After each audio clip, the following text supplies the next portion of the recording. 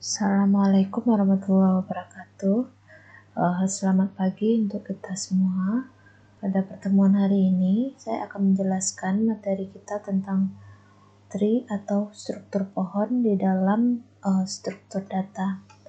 Jadi, tree ini juga merupakan salah satu bagian dari struktur data yang menggambarkan penyimpanan data seperti sebuah pohon ataupun bahasa lainnya adalah tree, di mana pada tree ini bisa datanya kita tambah ataupun kita hapus.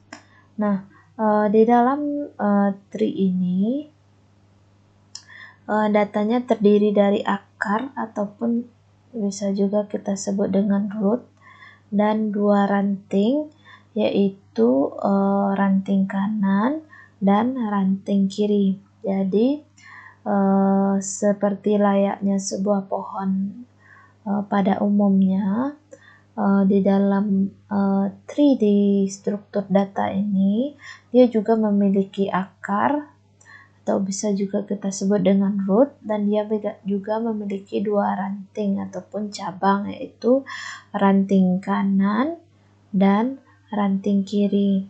Ranting kanan ini disebut juga dengan bahasa lainnya sub-right tree, sedangkan ranting kiri disebut dengan sub-left tree. Kemudian data-data yang ada di ujung ranting ataupun sub-right tree ataupun sub-left tree disebut dengan daun. Nah, jadi seperti pohon biasa, dia akan terdiri dari akar, batang, ranting, adapun juga daun ya. Jadi data-data yang ada di ujung-ujung ranting itu disebut dengan daun ataupun leaf di dalam struktur data dalam bentuk tree ini. Kemudian metode lebih lanjut untuk data dalam bentuk tree ini disebut dengan binary tree atau disebut juga dengan pohon dua cabang. Nah, dan diaplikasikan dengan double linked list, bahwa pada materi sebelumnya kan kita sudah bahas mengenai linked list ya, dimana linked list ini disebut juga dengan data yang berbentuk atau terhubung antara satu data dengan data yang lain. Nah, untuk struktur data atau struktur pohon atau tree ini digunakan untuk biasanya untuk menggambarkan hubungan yang bersifat hierarki antara elemen-elemen yang ada. Contohnya biasanya digunakan pada data dalam bentuk struktur organisasi, silsilah keluarga, ataupun dalam bentuk struktur kelas misalnya. Itu kan datanya berbentuk lebih kurang sama dengan sebuah pohon bentuknya ya, di mana ada akarnya, ada cabangnya atau rantingnya, kemudian juga ada daunnya. Nah, baiklah kita lanjut ke materi selanjutnya. Bagian dari tree ini ada jenis-jenis dari tree ini. Yang pertama itu disebut pedigree chart. Pedigree chart ini yaitu masing-masing elemen paling banyak mempunyai dua cabang. Nah, bisa kita lihat bentuknya di sini. Misalnya kita punya struktur data dalam pohon, dalam bentuk pohon ini, misalnya rootnya di sini adalah A, kemudian cabang kirinya B, cabang kanannya adalah C, kemudian B ini memiliki cabang lagi yaitu D, dan C memiliki dua cabang lagi yaitu E dan F, kemudian F memiliki ranting kiri yaitu G dan H. Nah, dapat kita lihat di sini data pedigree chart ini dia hanya memiliki paling banyak 2 elemen. Nah, di sini kan dapat kalian lihat dia hanya terdiri dari cabang kiri dan cabang kanan, ataupun disebut juga dengan ranting kiri ataupun ranting kanan. Nah, berbeda dengan pohon sebenarnya ataupun pohon dalam kehidupan nyata yang akarnya itu terletak di bawah. Nah, kalau di dalam struktur data ini akarnya itu posisinya itu paling atas atau paling ujung dari datanya sebelum ada percabangan dari data. Nah, kita lihat jenis-jenis struktur pohon yang lainnya. Tadi kan ada pedigree chart ya, yang paling banyak hanya memiliki 2 cabang. Nah, kita lanjut ke linear chart. Nah, linear chart ini di mana setiap elemennya dapat memiliki lebih dari 2 cabang. Nah, di dalam linear chart ini elemennya itu bisa memiliki lebih dari 2 cabang. Nah, kita lihat contohnya di sini. Elemen A ini memiliki 2 cabang, yaitu B dan C. B ini terletak pada ranting kiri dan C di ranting kanan. Kemudian elemen B ini dia memiliki 3 cabang, yaitu D, E, dan F. Kemudian cabang elemen D dia memiliki 3 cabang, yaitu H, I, J. Begitu juga dengan elemen G, dia memiliki cabang G, K, L, M. Nah, tree ini juga memiliki tingkatan atau level. Nah, untuk lebih jelasnya mengenai bagian-bagian dari tree atau pohon ini dalam struktur data, kita lihat istilah-istilah yang digunakan dalam struktur tree ataupun struktur pohon ya. Yang pertama itu adalah tree-nya sendiri. Tree ini merupakan kumpulan-kumpulan elemen yang salah satu elemennya disebut dengan akar ataupun root, dan sisa elemen yang lain dikenal dengan simpulan terpisah menjadi sebuah himpunan yang tidak berhubungan satu sama lain yang disebut dengan subpohon ataupun subtree yang merupakan akar dari subpohon yang lainnya. Jadi tree ini merupakan induk dari atau gabungan dari akar maupun elemen yang dikenal dengan simpul ataupun subtree ya. Nah, yang kedua, istilah lainnya ada akar atau juga disebut dengan root, di mana root ini adalah tidak ada lagi elemen di atasnya. Jadi akar ini tidak memiliki lagi cabang di atasnya, makanya dia disebut dengan akar ataupun root. Kemudian yang ketiga itu ada simpul. Simpul ini adalah elemen pohon yang berisi informasi atau data dan penunjuk percabangan. Kemudian yang keempat ada tingkat. Nah, suatu simpul yang ditentukan dengan pertama kali menentukan akar sebagai tingkat 1. Nah, dapat kita lihat di sini. Ini kan disebut elemen A ini kan disebut dengan akar ya. Elemen A ini disebut dengan akar. Nah, jadi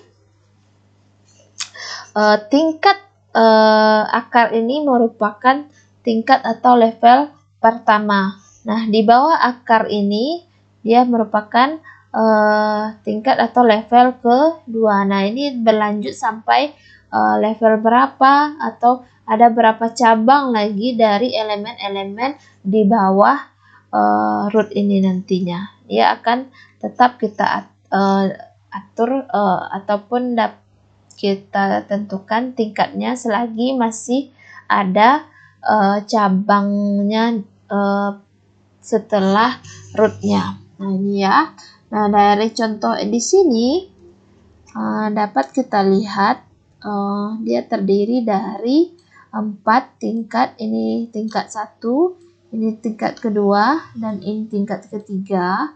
Dan yang terakhir ini disebut dengan tingkat keempat. Nah, selanjutnya ada derajat. Derajat ini yaitu banyaknya anak ataupun turunan dari simpul tersebut. Nah, misalnya simpul, ini kan simpul A misalnya. Simpul A ini memiliki derajat yaitu 2, yaitu B dan C. Nah, kemudian simpul B ini memiliki derajat 3, yaitu D, E, dan F. Seperti itu ya untuk derajat. Kemudian yang keenam itu ada left. Left ini yaitu elemen yang tidak mempunyai cabang lagi. Nah, kita lihat pada contoh ini, elemen yang tidak memiliki cabang lagi di sini ada E, ada F, ada H, ada I, J, K, L, M. Nah, ini disebut dengan left ya. Jadi left itu tidak memiliki cabang lagi di bawahnya. Kemudian yang ketujuh ada tinggi atau kedalaman. Tinggi atau kedalaman ini adalah tingkat maksimum dari suatu simpul dalam pohon tersebut dikurangi dengan 1. Jadi tinggi atau kedalaman ini adalah banyak tingkat dikurang dengan 1. Nah, di sini dari contoh di atas ini kita mempunyai 4 tingkat atau level. Jadi untuk tinggi atau kedalamannya dari contoh ini adalah 3 karena jumlah tingkat dikurang dengan 1. Di sini tingkatnya ada 4, kita kurangkan 1, maka tinggi atau kedalamannya itu adalah 3. Kemudian yang ke-8 itu ada ancestor. Ancestor ini adalah semua simpul yang terletak dalam satu jalur dengan simpul tersebut dari sampai dengan simpul yang ditinjau. Nah, kita contohkan misalnya di sini ada ancestor H. Ancestor H ini misalnya kita mencari ancestor H, maka yang satu jalur dengan H ini ada D, ada B, dan ada A. Nah, kalau ancestor dari data I di sini ada D, B, dan A. Jadi begitu cara menentukan ancestor. Jadi ancestor ini merupakan simpul yang terletak dalam satu jalur yang sama. Kemudian yang ke-9 itu disebut dengan hutan. Hutan ini merupakan kumpulan dari sejumlah pohon yang tidak saling berhubungan. Nah, itu istilah-istilah yang digunakan dalam struktur pohon ataupun tree. Nah, di sini ada latihan yang nanti kalian kerjakan. Ini di sini ada bentuk tree-nya. Sini nanti kalian tentukan rootnya apa, level dari A apa, kemudian tingkat dari simpul D, E, F, G, H, kemudian derajatnya ini kalian tuliskan nanti di latihannya. Ini cara penulisan struktur pohon yang lain yaitu dengan menggunakan diagram Venn ya. Ini ya. Nah,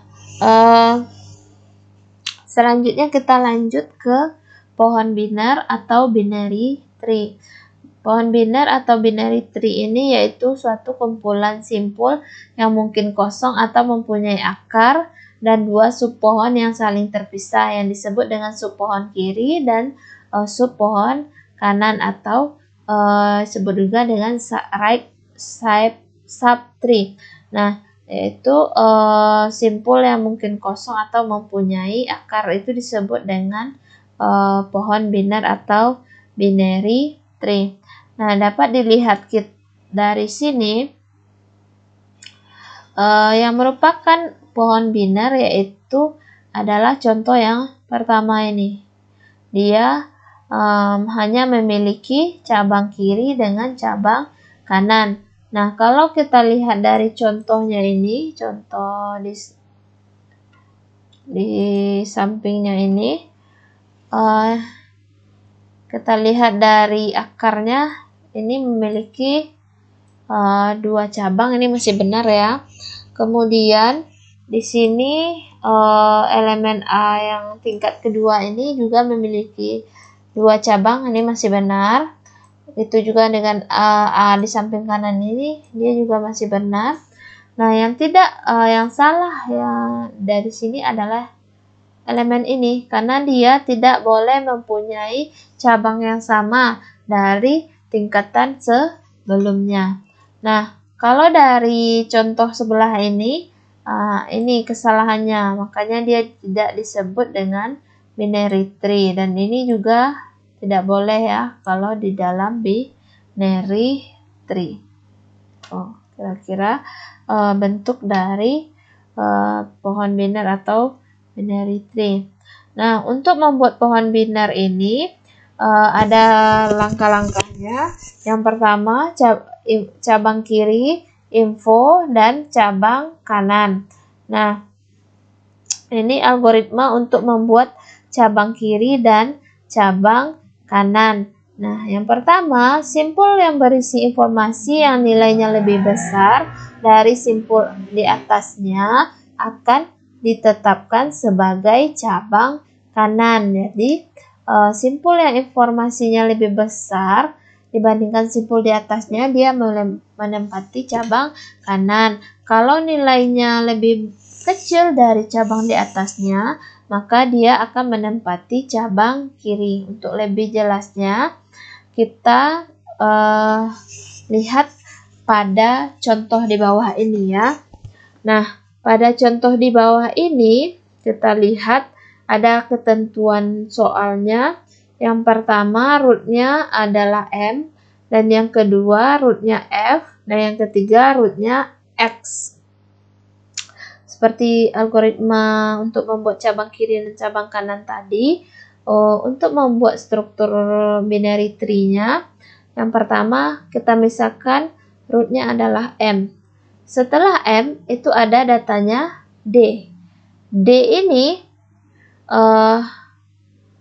datanya lebih kecil dibandingkan dengan M. Makanya dia menempati cabang kiri. Nah, kemudian kita lihat lagi data yang ketiga, itu ada R. R ini lebih besar dari data atau root kita yaitu M, maka dia menempati posisi ranting kanan ataupun cabang kanan. Kemudian setelah R ada data kita B. B ini lebih kecil daripada D, makanya dia menempati posisi di sebelah kiri cabang dari D. Kemudian setelah B ada data kita F.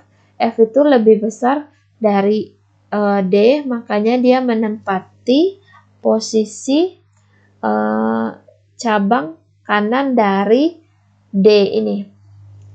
Kemudian setelah F itu ada X. Nah, X ini dia lebih besar dibandingkan data sebelumnya, yaitu F ya, yang paling mendekati dengan X datanya itu adalah R, makanya dia menempati posisi sebelah kanan dari R. Nah, setelah X ada J. J ini lebih besar daripada F. Yang paling mendekati datanya adalah dengan F, makanya dia menempati posisi sebelah kanan ataupun cabang kanan dari F. Kemudian selanjutnya datanya adalah E. E ini lebih kecil daripada F, makanya dia menempati posisi sebelah kiri dari E. Nah, kita lihat lagi jika rootnya itu adalah F. Nah, kita lihat rootnya adalah F. Nah, kita punya data di sini ada M, D, R, B, X, J, E. Rootnya adalah F. Nah, untuk membuat sebuah binary tree, jika rootnya di tengah-tengah dari data yang ada dari soal, maka kita lihat dulu ke sebelah kiri dari datanya. Nah, data yang pertama itu adalah M. M ini kita bandingkan dengan rootnya F di sini, dia lebih besar dibandingkan dengan rootnya, makanya dia menempati cabang kanan dari F ini. Kemudian data kita yang kedua ada D. D ini lebih kecil dari root kita, makanya dia menempati posisi kiri dari root. Kemudian selanjutnya yang ketiga ada data kita R. R ini lebih besar dibandingkan dengan data sebelumnya, makanya dia menempati cabang sebelah kanan dari R. Kemudian selanjutnya ada B. B ini lebih kecil dibandingkan dengan data kita sebelumnya. Di sini kita bikinkan dia ke sebelah cabang dari data sebelumnya, yaitu D atau cabang kiri dari D. Kemudian kita lanjut F. Setelah B, datanya ada X. X ini lebih besar dari data sebelumnya, yaitu R. Makanya kita letakkan posisinya di sebelah kanan seperti ini. Kemudian yang setelah X ada J. J ini lebih kecil dari data sebelumnya. Kita bandingkan mana yang lebih dekat posisinya dengan data sebelumnya. Di sini kan lebih dekat J itu ke M dibandingkan dengan E ya, makanya dia menempati posisi sebelah kiri dari J. Nah, kita lihat jika rootnya X di sini, kita buatkan di sini jika rootnya X. Kita lihat untuk membuat pohonnya, kita lihat data yang pertama lagi. Ada M. M ini pasti lebih kecil dari X, kita posisikan dia sebelah kiri. Kemudian setelah M itu ada D. D ini lebih kecil dari M, maka dia menempati posisi sebelah kiri. Kemudian ada D. D ini lebih besar dari M, makanya dia menempati cabang kanan sebelah cabang kanan dari M. Kemudian setelah M ada B. B ini dia datanya lebih kecil daripada data sebelumnya, yaitu D, makanya dia menempati posisi kiri. Nah, setelah B ada F.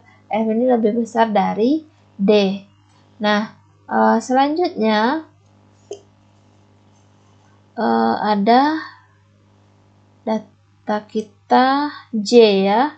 J ini lebih besar dibandingkan dengan F, maka dia menempati posisi sebelah kanan, ranting kanan, dan F E ini lebih kecil dari F, maka dia di cabang kiri ya. Nah, itu untuk membuat cabang ya. Nah, ini selanjutnya kita contohkan lagi ke angka. Nah, di sini ada dari soal ini ada 25, 79, 18, 34, 11, 8, 30, 65, 78, 40, 12, 35, 6, dan 14. Nah, buatlah pohon biner dengan root sebagai berikut. Yang pertama rootnya ada 11, dan yang kedua rootnya ada 30. Nah, sini kita tandai 11. Yang pertama dulu, setelah 11 kita lihat data yang pertama itu ada 25. 25 kita tempatkan posisinya sebelah kanan dari root karena dia lebih besar dibandingkan dengan root. Kemudian data yang kedua ada 79. Nah, untuk 79 ini kita bandingkan dengan data sebelumnya, dia berada di pada sebelah kanan dari atau cabang kanan dari data sebelumnya. Kemudian ada 18. 18 kita lihat di sini. Ini kan 25 tadi. 25 ini karena belum memiliki cabang di sebelah kiri. Sementara kita punya data 18 kan lebih mendekati dengan elemen 25 ini. Makanya dia menempati posisi sebelah kiri. Nah, kemudian data selanjutnya ada 34. Nah, 34 ini mana yang paling dekat ataupun dibandingkan dengan data sebelumnya, dia menempati cabang kiri dari data kita 79. Kemudian selanjutnya ada 8. 8 ini dia lebih mendekati ke 11, makanya dia menempati cabang kiri dari 11. Kemudian ada 30. 30 ini dia lebih mendekati kepada data kita sebelumnya 34, makanya dia menempati cabang kiri dari 34. Kemudian ada 65. 65 ini lebih besar dari 34. Kemudian ada 78. 78 ini lebih besar dari 65, makanya dia posisinya sebelah kanan.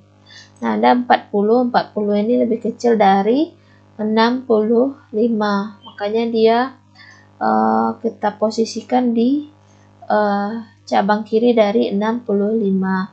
Kemudian ada 12. 12 ini mana yang kira-kira yang lebih mendekati datanya dengan 12, makanya kita posisikan dia di sebelah kiri 12 ini. Kemudian ada 35. 35 ini dia mendekati ke data kita yang 40. Dan yang selanjutnya ada 6. 6 ini lebih dekat ke 8, makanya dia menempati cabang kiri dari 6. Kemudian ada 14. Dia lebih dekat ke 12, makanya dia menempati cabang kanan dari angka 12. Oke, untuk root